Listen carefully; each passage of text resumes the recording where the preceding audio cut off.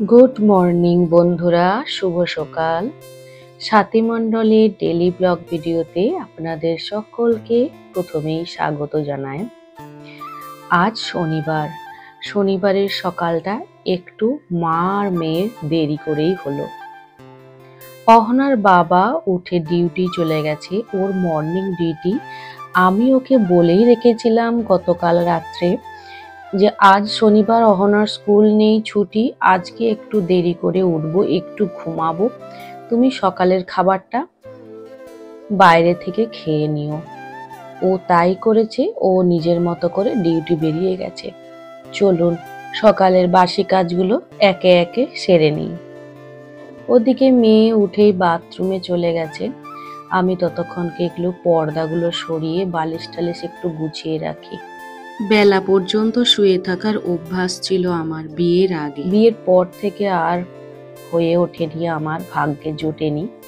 একটু সকালে বেশি সকাল পর্যন্ত ঘুমাবো, কিন্তু ডিউটির চাপ থাকতো অহনার বাবার, আমাকে খাবার তৈরি করে দিতে হতো বলে উঠে পড়তে হতো। এদিকে মেয়েকে দেখুন, আবার দুটো পাশ বালিশ নিয়ে ঘুমাচ্ছে। আগামীকাল ইভিএস পরীক্ষা আছে, সোমবার, আগামীকাল নয়। বললাম উঠে একটু পড়ে নাও, না কথা শুনবে না, এখনো ওর ঘুম কমপ্লিট হয়নি। সেই জন্য দেখুন, ও ছোটবেলায় এইভাবে শুয়ে থাকতো, দুদিকে দুটো পাশ বালিশ দিয়ে দিতাম, ছোট ছোট বালিশ, ওগুলো এখনো আমি রেখে দিয়েছি। ও এখনো ঘুমাবে বলছে, একটু ঘুমাক, আমি এদিকে বাকি কাজগুলো শুরু করি। ঠাকুর ঘরে নাইট বাল্বটা আমি জ্বালিয়েই রাখি, কারণ ঠাকুর থাকে, ঘর অন্ধকার করে রাখতে নেই। এদিকে জানলা খুলেই দেখলাম ঝিরিঝিরি হালকা বৃষ্টি পড়ছে, গাছে অনেক সাদা ফুলও ফুটেছে। বিছানার অবস্থা দেখুন, একে একে সব গোছাবো।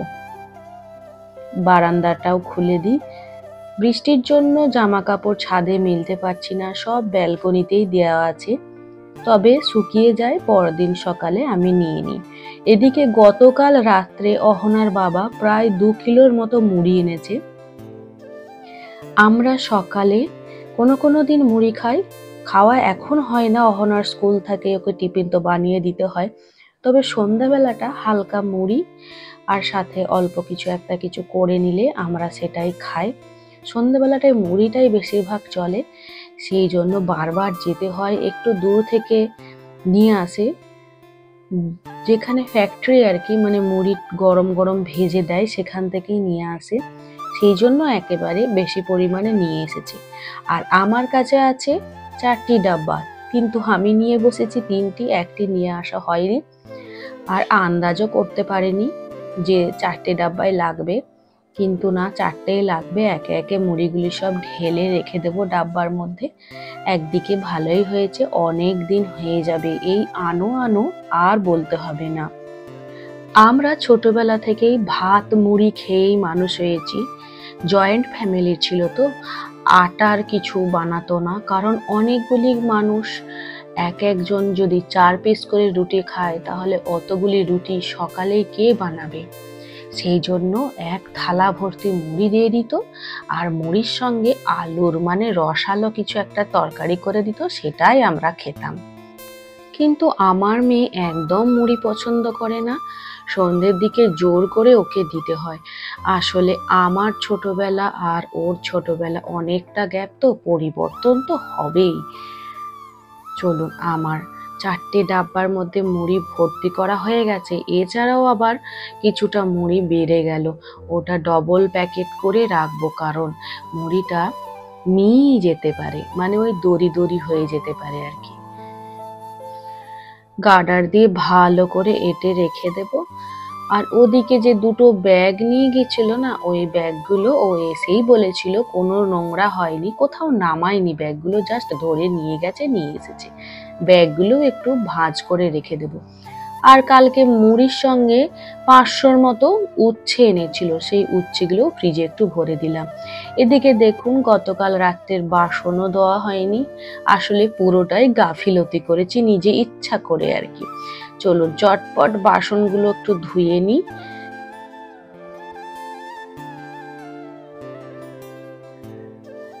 এই কলের মুখে ওই যে জিনিসটি লাগিয়েছে না, এটি লাগাতে খুব সুবিধা হয়েছে আমার।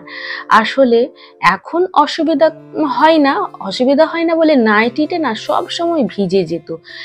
জলটা ডাইরেক্ট যদি কল থেকে পড়তো মানে সেই ছিটে, মানে জলটা ছিটকে লেগে যেত, নাইটিটা পুরো ভিজে যেত। শীতকালে প্রচন্ড মানে ওই ভিজে নাইটি পরে কতক্ষণ থাকবো, প্রচন্ড খারাপ লাগতো, ঠান্ডাও লেগে যেত। আর ওই কলটা লাগানোর পর আর জলটা ছিটে আসে না।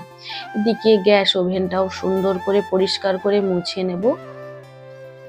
গতকাল রাত্রে যে রান্না হয়েছিল তার কড়াইটা ওখানেও রয়ে গেছে, এখন কড়াইটা ধীরে সুস্থে পরিষ্কার করে মাজবো। আগে স্ল্যাবটা সুন্দর করে পরিষ্কার করে মুছে নিই।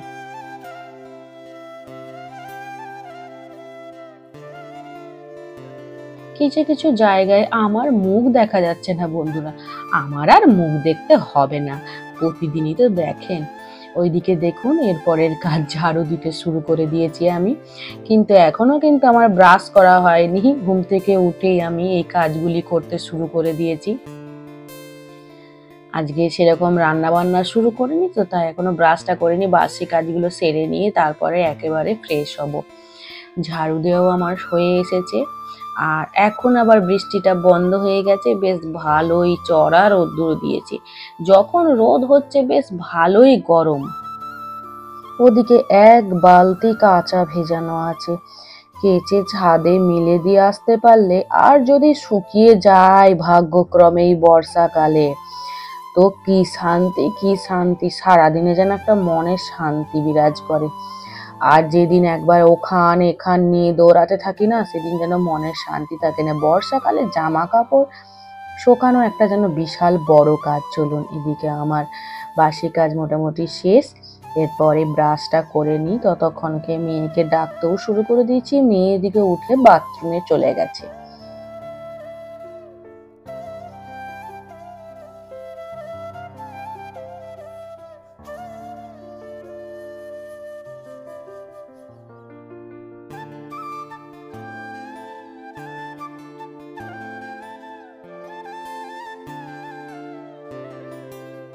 এদিকে বারান্দার জামা কাপড়গুলো শুকিয়ে গেছে, ওই ছাদে একবার দিয়ে আসি। যদি একটুক্ষণ রোদটা ধরে থাকে না, প্রায় জল ঝরে যায়। আর বারান্দায় এসে মিলে দিলে সব শুকিয়ে যায়। প্রায় শুকিয়ে গেছে আমার জামা কাপড়গুলো, ওগুলো সব গুছিয়ে ঘরে রেখে দেবো।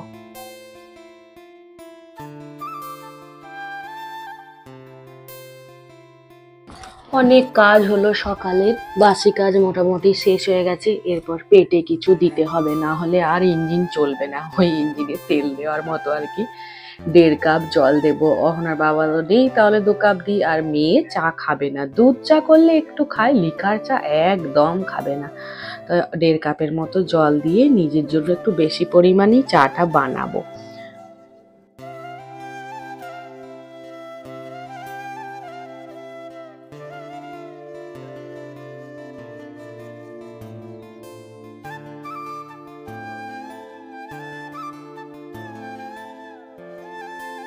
দেড় কাপ জলে ওই 1 চামচের মতো চিনি দেব।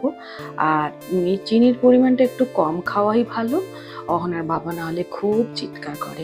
ওই ওকে কম দিতে দিতে নিজেরও কম খাওয়া অভ্যেস করে ফেলেছি। দাঁড়ান চা পাতাটাও একটু নামিয়ে নিই।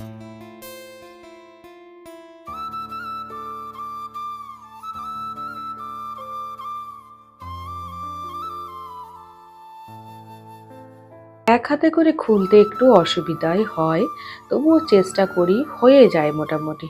চলুন ছাঁকনিটাও রেডি করে রাখি, আর চা পাতাটাও ওই 1 চামচের মতো দিয়ে দেব।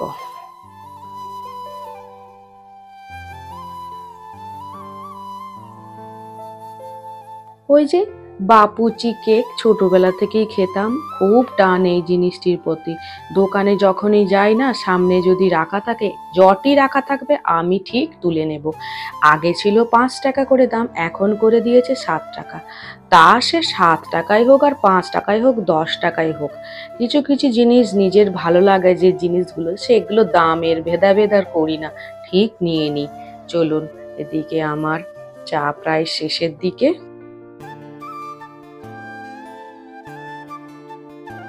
ওমা, একটা জিনিস দিতে তো ভুলেই গেলাম, লিকার চায়ে আদা তো একটু অল্প দিতেই হবে। চলুন ওটাকেও একটু নিয়ে আসি।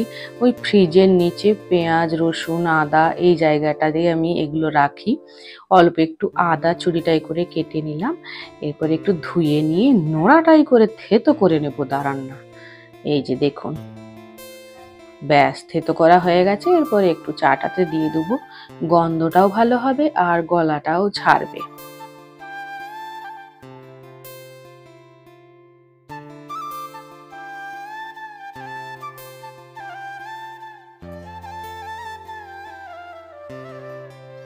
ওদিকে দেখুন কি সুন্দর স্টিমটা উড়ে উড়ে যাচ্ছে, দেখতে কত সুন্দর লাগছে না।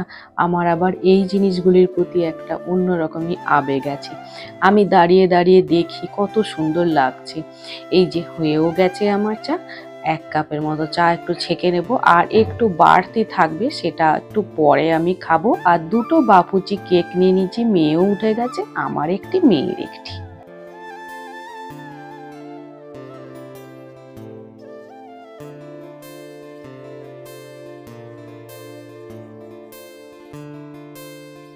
উঠলো তো মেয়ে 9টায় উঠেই এক ধমকানি দিয়েছি, সঙ্গে সঙ্গে ব্রাশ ট্রাশ করে গিয়ে পড়তে বসে গেছে। কালকে পরীক্ষা, এত দেরি করে উঠলে আর কি বলবো বলুন তো। চলুন লাইটগুলো অফ করে নিয়ে একটু চা খাই আয়েশ করে। জলটাও নিয়ে যায়, কারণ কেকটা খেয়ে একটু জল খেতে হবে, আর মেয়ে তো জল খুঁজবেই, কাছে জলটিও নিয়ে বসেনি। দাঁড়ান, প্রথমেই আগে একটু চায়ে চুমুক দিই। ওমা দেখুন, চোখে মুখে পুরো মুখ ভর্তি ঘামে ভর্তি হয়ে গেছে।